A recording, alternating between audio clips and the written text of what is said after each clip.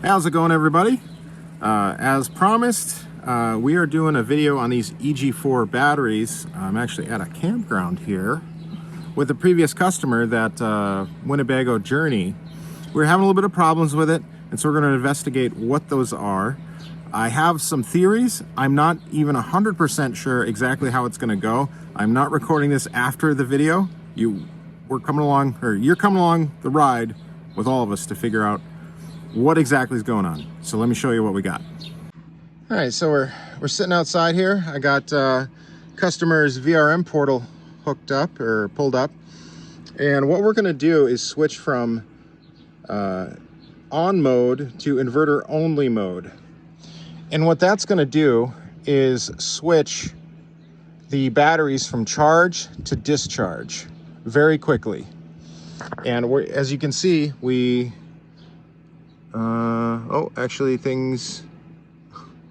our watts pump jumped up a little bit, but even still, we should be able to handle that. Doing some quick math here, about 1700 watts is good for about 70 amps DC. So if we switch from shore power to inverter power, these batteries should be able to handle 70 amps. There's not going to be a surge. Everything's just running. It should be able to work. But what we've been finding is the batteries drop out and we get a low voltage alarm on the Multiplus. Let's see if this actually happens. And I'm going to switch inverter only. Let's see what happens. It's going to do it in a couple of seconds. Let's get over. Let's see. Let's get the lights. Oh, sure, it actually worked. Or did it?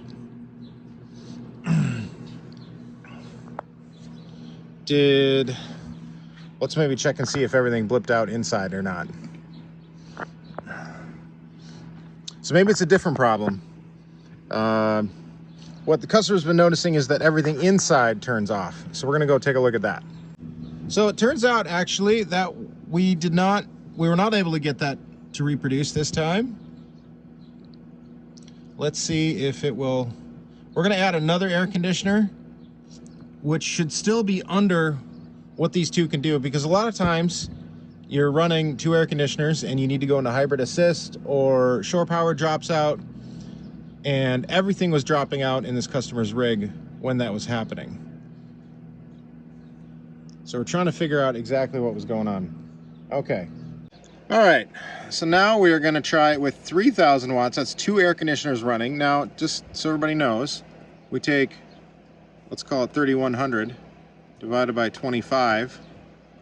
We get 124 amps. Now, these batteries are good for 100 amps each of max draw. So it should be able to handle that. That'd be about 60 per. So let's see what happens when we switch to inverter only.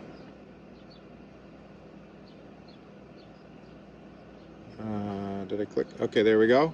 Here it goes. There we go. So, battery's knocked out. We got low battery.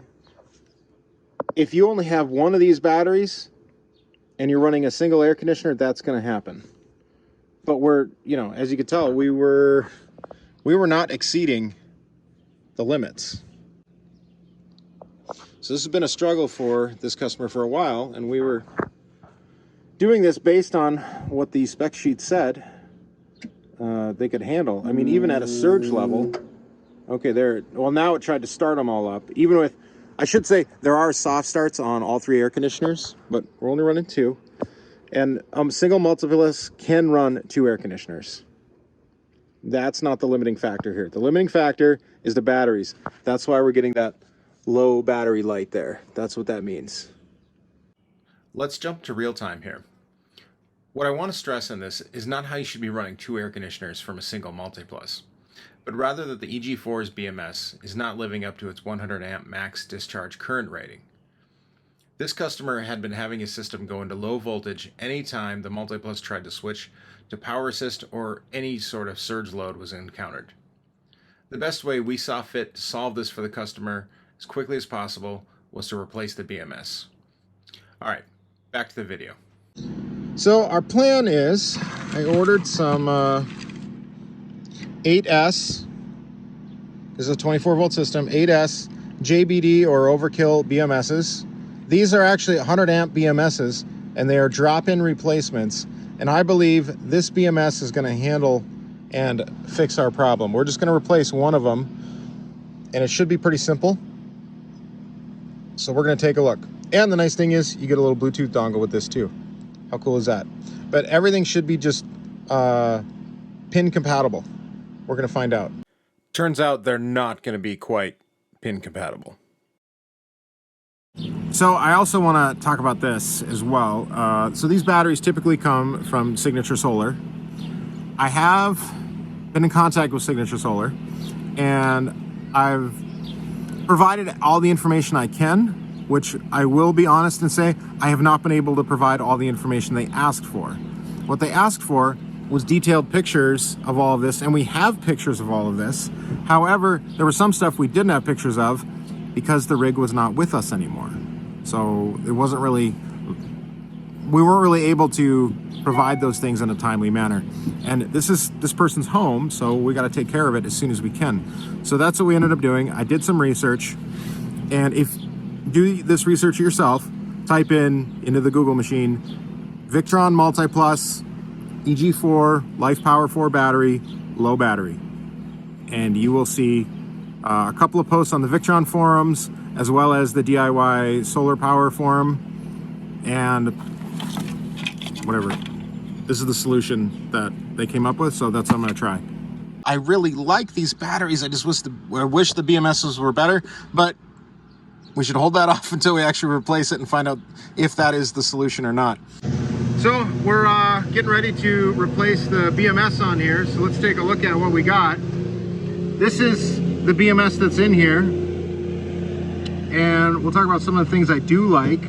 Obviously, nice balance leads are here.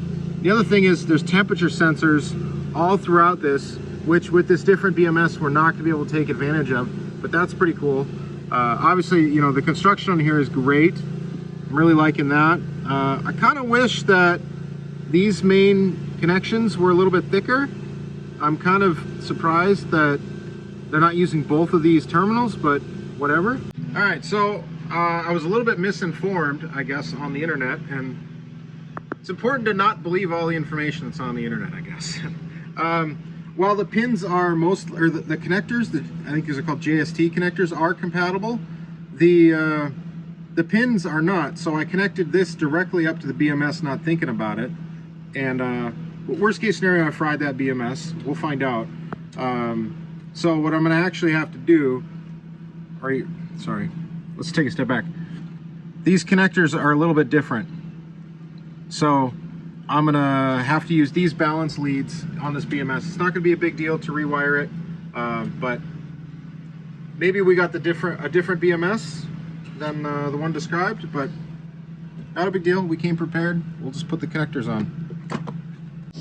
Okay, we got new BMS put in.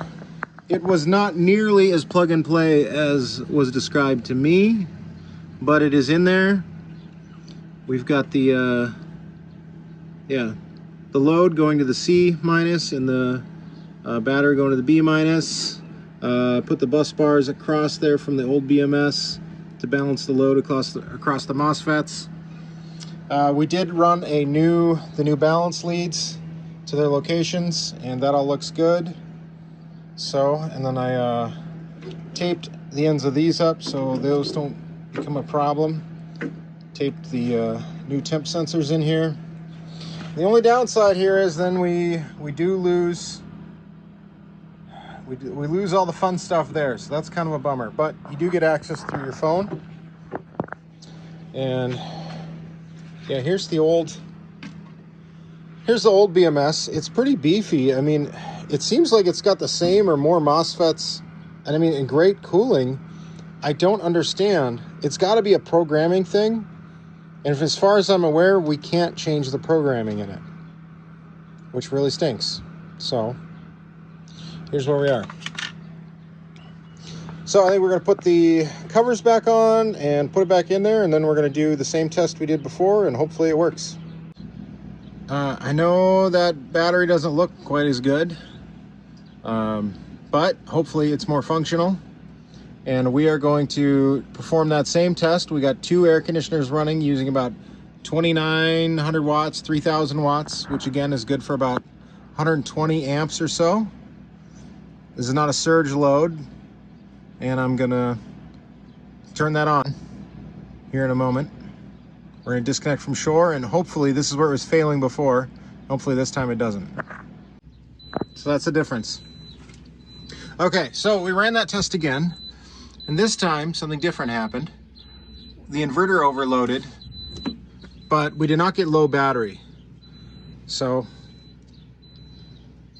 I would maybe call that at this point a successful failure.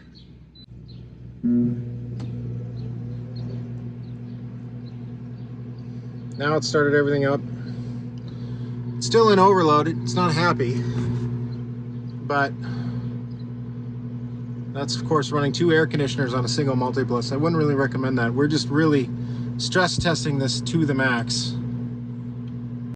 We performed additional tests and it seemed to work as we would normally expect it to. In fact, we even turned off the bottom battery and ran just from the updated BMS battery, and that one supplied the entire load for 2 air conditioners, which I think is amazing. The other thing I want to mention, other than it's great to have VRM logging just for this so we can see this data, but you can tell exactly when we replaced the BMS on July 6th. Other than one instance, we have not had any overloads, no high DC ripple, nothing. So, yeah. Well, do we have a definitive answer? I don't know that we do. We do know that right now it's working better, and I think there are better BMS options for these batteries right now. If you're having problems, look into replacing that BMS. It could, you know, I think they're about $100, and it wasn't that hard to do. So give that a try. If you're having problems with your solar system, give us a call. Check us out, sodasolar.com, or if you need a new system installed, we do support them through the life of the installation as best we can. And we're out here doing this today. All right, we'll catch you guys later.